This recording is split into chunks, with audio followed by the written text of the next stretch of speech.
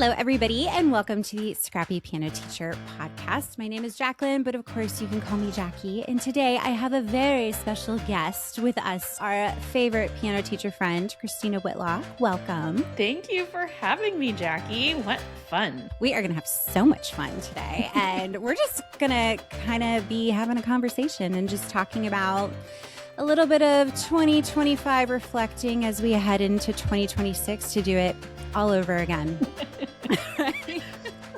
Let's see where this goes, Jackie. You never know what a conversation with you and I is going to hold. Yeah, I know. So Christina, if you just want to give yourself a quick introduction and then we'll get started. Sure. My name is Christina Whitlock, and I launched the Beyond Measure podcast about 5+ years ago. And I am a piano teacher. I've been teaching since I was 14. So this is my 30th year of piano teaching this year. And I just have a heart for students, and I have a heart for teachers, bringing us together and also just helping us stay focused on the human elements of what we do so that we don't get too caught up in routines and expectations and all of the stuff that sucks the joy right out of our work. Well put. Well, it really does. And it's such a relief. I remember when I found your podcast, I have a lot of piano teacher friends locally, but sometimes I think I like to talk about teaching piano more than they do.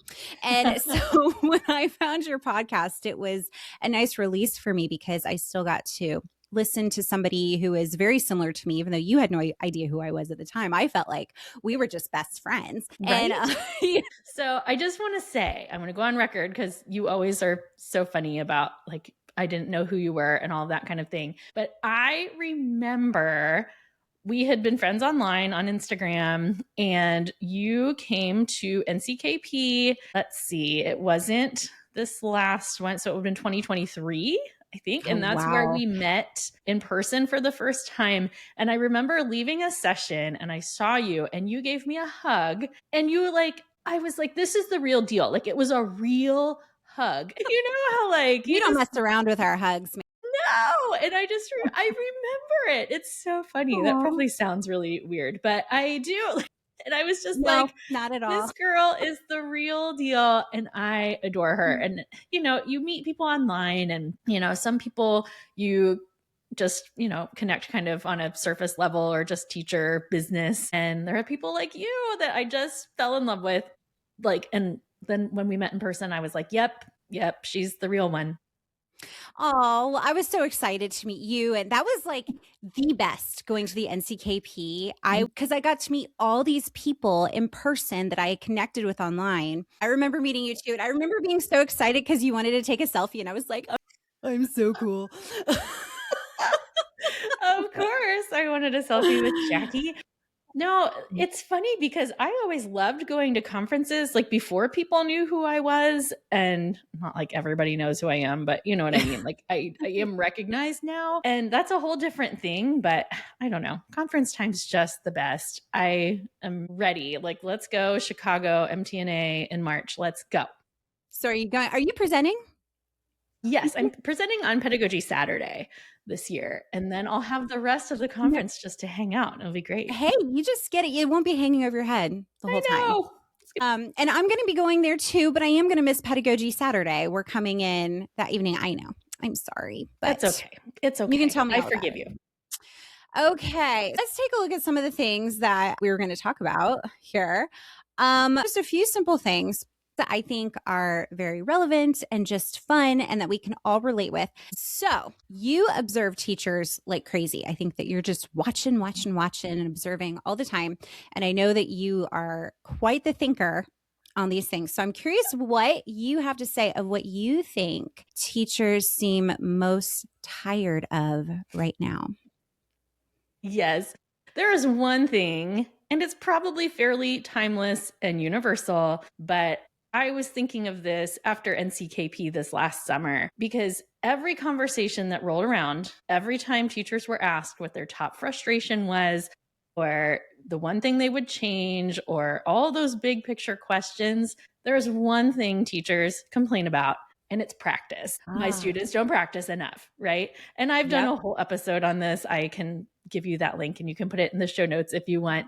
But here's the thing. Practice absolutely is frustrating and it does slow progress, all the things. It is an important element of learning to play the piano. We know that. But it's also, in my mind, like the lowest hanging fruit. Like it's the easiest thing for us as teachers to complain about. And it's not the only thing that impedes progress. And I just always want to challenge teachers. I know I ruffle feathers on this one, but that if we can see past the practice issue, because that's completely out of our control, and we start looking at what we can do in the lesson itself to make it an experience that is beneficial and might actually inspire our students to go home and practice a little more, then that's what we have control of. And I've had great success in my teaching career doing just that and not like moping around saying, woe is me, my students don't want to practice. To me, that's, it just feels like a cop out. So that's my controversial hot take. I don't think that's controversial at all. I think you are spot on because, first of all, letting that go as a teacher and recognizing what can I control? You're not the parent. Yeah. I know that there are many opinions on the parents, but when it's all said and done, you're not the parent. And so you can't control what's going on at home. And when you release that and accept that, it takes off so much stress as a teacher. It allows you to approach the lessons a little bit more strategically because you know what you're working with, right? It doesn't leave that room to be disappointed, like, oh, here we go again. We're going to do the same exact thing that we did last week, rinse and repeat. And it's funny because when I was thinking about this question as well, I was reflecting on NCKP at the summit. So the first day was a summit and oh, what a long day that was. But at the end, the second half, we all were working with groups and I don't even remember the prompt and I don't even remember what my group came up with. I was racking my brain. I'm thinking, what the heck did we do? Because I remember being very proud of what my group accomplished. It was a big day. It was a long day. It was a long day. Do you remember what the prompt was? Yes, it was to really, to name a problem that our students face and then come up with a solution. But again, it got really convoluted because then they would throw curveballs at us and we didn't really know, it was a little crazy. And by that point, we were all so slap happy that we were coming with the most bizarre solutions, like aliens coming to the planet kind of a deal. But what my group chose and what your group chose and what I noticed, I think 2 or 3 other groups chose were the overscheduled students. Yeah. Which I think goes perfectly in line with what you're talking about with practice, because again, we can't control how overscheduled our students are. We can complain about it all day long. It's not going to change anything. So again, it goes with practice because if you're super overscheduled, you're not going to have time for practice or they're going to be really, really tired or it's going to end up messing up the lesson schedule and that kind of thing. So I do think that that is a very real frustration and real complaint that a lot of us have. And I think there's something to setting those expectations from the very beginning when you're doing that teacher interview or the parent interview. So as long as you're setting those expectations from the get-go and you kind of feel that out. Yeah. Well, here's the real truth, guys, is the fact that our job is the easiest when our students practice. And we get to go more on autopilot when our students practice, because that means we can turn the next page in the book and we can do the next things and we can work the sequence that we have built for our students to follow. And when they're not practicing, we have to do more thinking. We have to think about, okay, what is really the hang up here? What skill do we need to work on in this lesson? And in the next 40 minutes, what can we get through and actually have the student leave my studio feeling more competent than they did when they came in? And it's just more work on our part when they don't practice. But I think there's stuff we can do. I mean, progress is always a matter of keeping communication open with parents and students, because I'm fine with slower progress. That does not bother me. The problem is if you have a parent or a student who expects to be winning a competition or, placing with a certain rating on their exam or completing a certain number of pieces or something like that. If they're not practicing and they have those expectations, then we have a real problem. So, it's just, I think the path of least resistance for us is if our students just all practice, then we can just live a great teacher existence. But again, with looking at what's actually in our control, we can actually still have positive lesson experiences, even on lesser practice weeks. And I never want people to think that I don't care if my students practice or not. That's not true. They know that they need to be practicing. Parents know the expectations. I'm just not willing to ruin their experience over it or make them feel like they've failed at piano lessons because they couldn't find time to practice. Like that is very high on my list of things I don't want to do. Yeah. So, Yeah. you know, And you are going to have students who just don't practice, yeah. right? They have time, they don't. And that's a struggle. And that's a whole conversation in itself. But then you do have the student that maybe is overscheduled. I always think about my high schoolers and think of all the Mhm. pressure that they're going under. And we're talking, these are kids that I've had for, around a decade, and they have been great practicers, but then they get older and they get in all these activities. And I can tell that they feel so guilty. They come Yeah. to me and they're like, I only got 3 days this week. And I'm like, that's great. How did you fit 3 days in with all that you have going on? I'm really impressed. Yeah. And we go through their schedules and we look at it like, what can you do this week and what can't you do? So I think, we have to remember too that a lot of these kids that aren't able to fit it in like they want to, and they don't want to disappoint us. Well, just to piggyback, this is what I'm highly convicted on recently.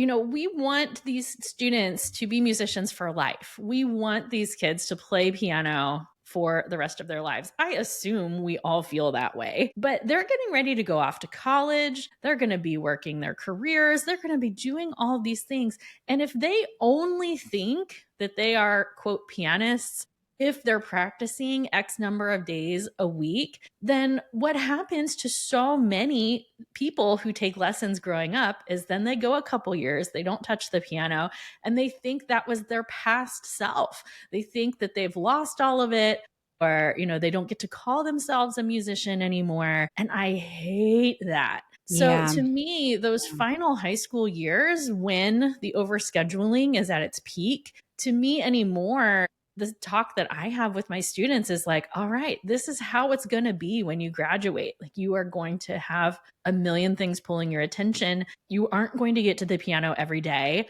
What are we going to do to make sure that you continue to feel like this is part of you? And the truth is, it's always going to be part of them, I hope. So, Yeah. anyway, so that's my soapbox about that. We have to be really careful of the messaging that we give our students because we're not going to be in their heads for the rest of their lives, right? They're going to move on from us, which is so rude. I know. I agree. I agree. What a beautiful message to have Mhm. with your students. So, we're going to get a little bit more personal with you. I have Mhm. to tell you, I'm really struggling with this. So, I can't Mm. wait to hear what you have to say. But what are you giving yourself more grace about lately? Jackie. Oh, Jackie. So here's the thing. I will just say that I historically am not a person that gives myself a lot of grace. I think we would all probably say that. There's something about this quality that seems to go hand in hand with piano teachers. I don't know why.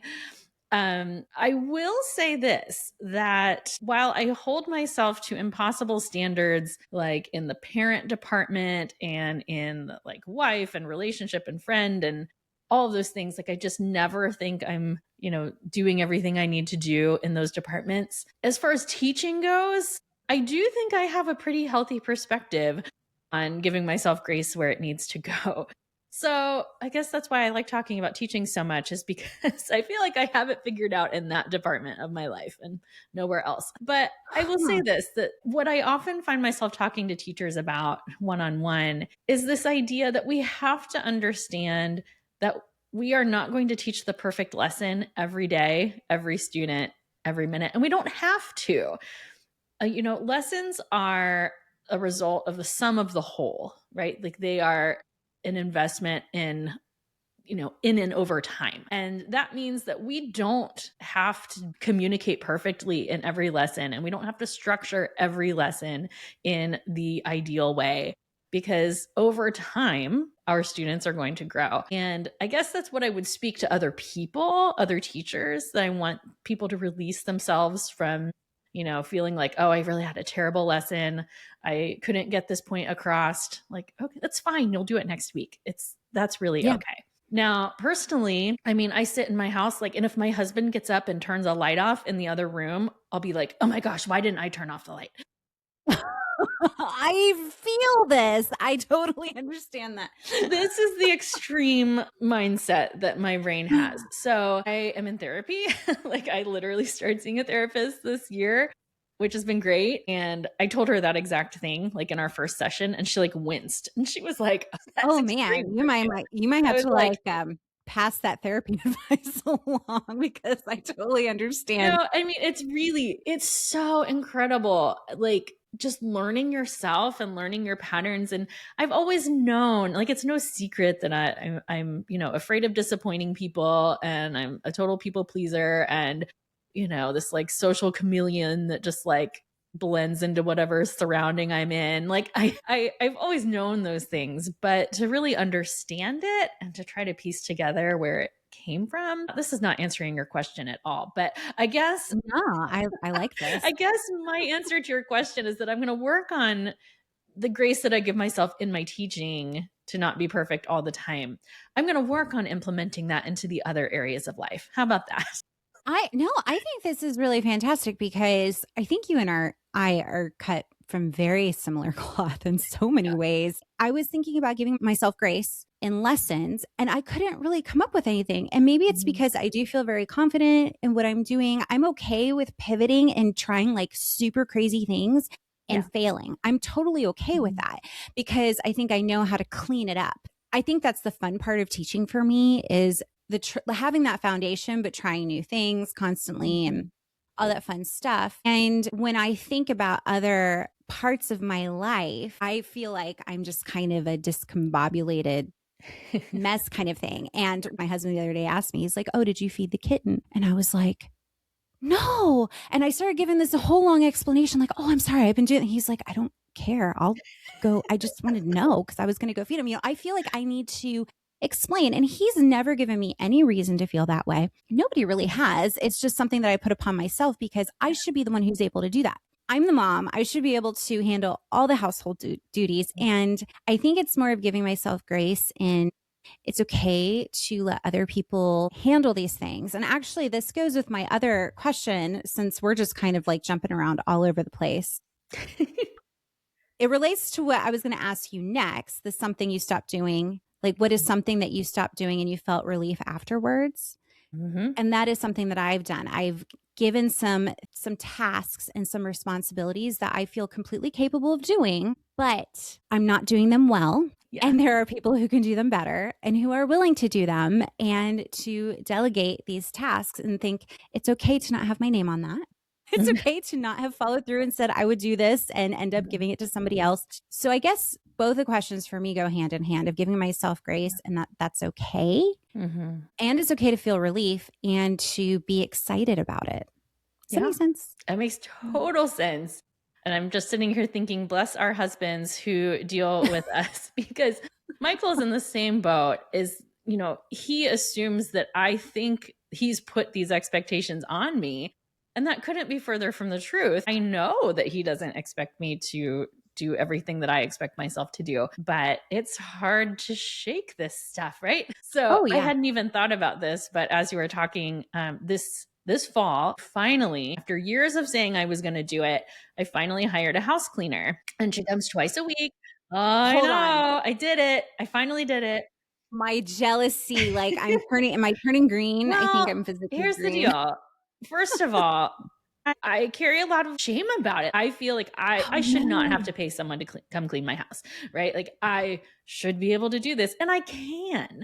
And it's exactly what you just said about what can you do that you're not even that great at, but what could someone else do better, or what could you just outsource off your plate? And that's what I realized is I'm over here trying to like juggle all these professional ambitions I have, and I can clean my bathrooms and scrub my sinks and do all the things. But that is not a task that I need to do right now. And we are in a position where I could fortunately bring someone on to help me. So she comes every other week. But I do, like, even when I ask her to do something, I'll be like, oh, hey, I noticed this. Do you mind taking care of that? Like, I feel so bad. I'm like, Mm. Christina, get a rag and just do it yourself. Like, No, I can totally understand that. she's very sweet. And I remind myself that I am helping her have, I'm contributing to her livelihood, just like our students contribute to ours. And so I'm trying to be gracious with myself, but it's a struggle. Let's also just shout out the fact that you have to clean for the house cleaner, right? Because like you can't have I was stuff going to going ask you everywhere. about that. Yeah. Oh my gosh. So yeah, every other week before she comes, it's such a rat race to like get the kids stuff. I mean, I know my kids do clean up after themselves for the most part, but we just have a lot of stuff. We have a lot of things and it has to get to where it needs to be. And so it feels very stressful to have to clean for the cleaner. But yet, guess what? It's a lot better around here. It gives you a little sense of accountability. Yeah. Yeah, it That maybe does. you wouldn't have, right? Sometimes I beg the family because like whose house was Thanksgiving going to be at? And I was like, please let it be mine because that's the only way I will clean my house. Like I need Yeah. you all to come over here. And I have a grandma who checks the baseboards and all that stuff. And so to me, sometimes I need that good stress, but it's true. Your housekeeper, that's her job and you're helping her out. Yeah. I think it's kind of similar almost in a way of, if you are a piano teacher, but you are paying somebody else to teach your kid, we can do that ourselves, right? But it's the same idea. Yeah. Right? Kind of. Yeah. Am I kind Absolutely. of close? Things you could do, but you don't have to do it all. And just because you can doesn't mean you have to, right? Okay, so as we go into the new year, I guess with this reflection, I'm trying to think about how I'm going to approach things a little bit differently. I really am in the business of delegating or letting things go that are more distractions. Like I tend to procrastinate with busy work that I don't need to do in order to avoid the important work. And I don't know that I'm doing it. So I think for me, my big thing is I want to start recognizing that. I need to start finding a way to like audit and say, what am I doing that's like a huge waste of time?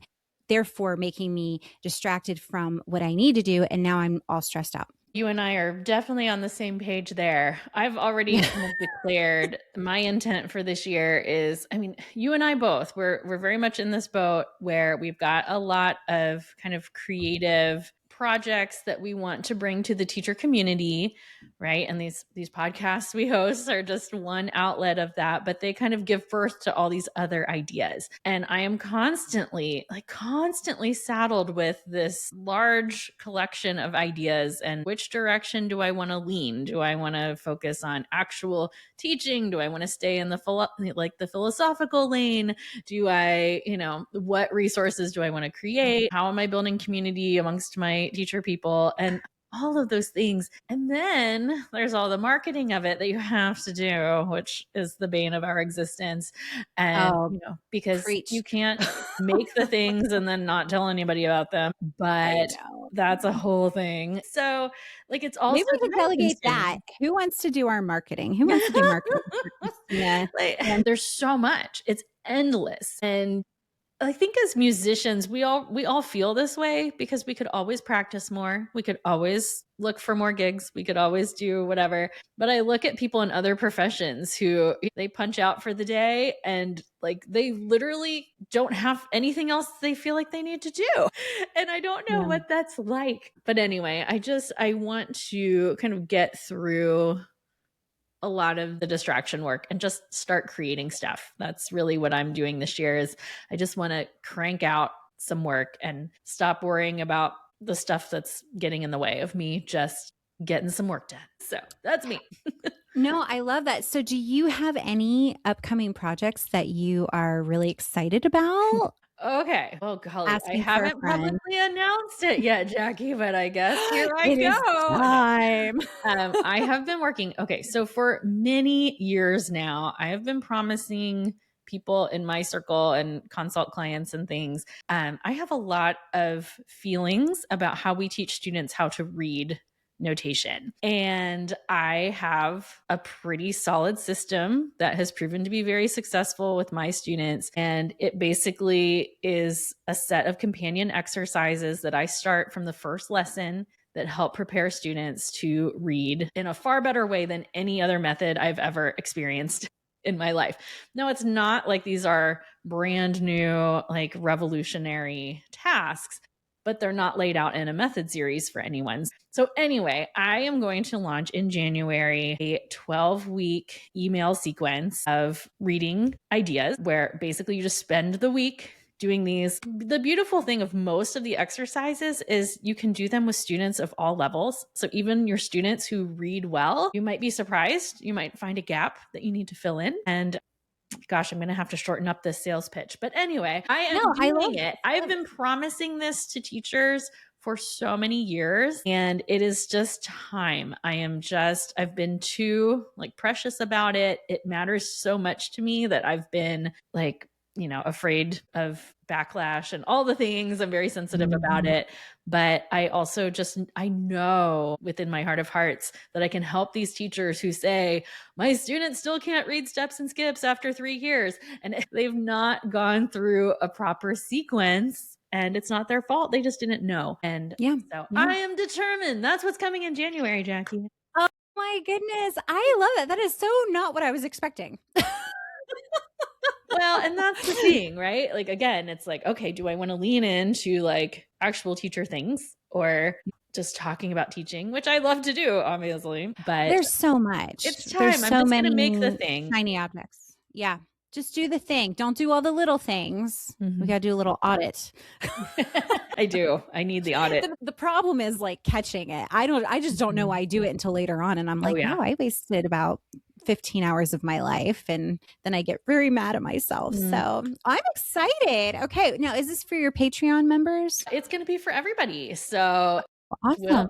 I'm going to launch the sales for it right at the start of the new year. So it's going to be exciting. Well, you heard it here first. You heard it here first, folks. I love it. It's true. I've not said a word about it yet. So I guess now I really have to do it. Hey, the accountability, it's like my grandma coming over for Thanksgiving, right? Yes. Now, Well, Christina, thank you so much. This was really, really fun. And it almost was like a forced reflection time for me because I never seem to just stop and just take time, So anyway, well, thank you. And I hope that your family has a very Merry Christmas and a wonderful New Year and all the fun things. Well, thank you, Jackie. I am just glad we were able to have this time together.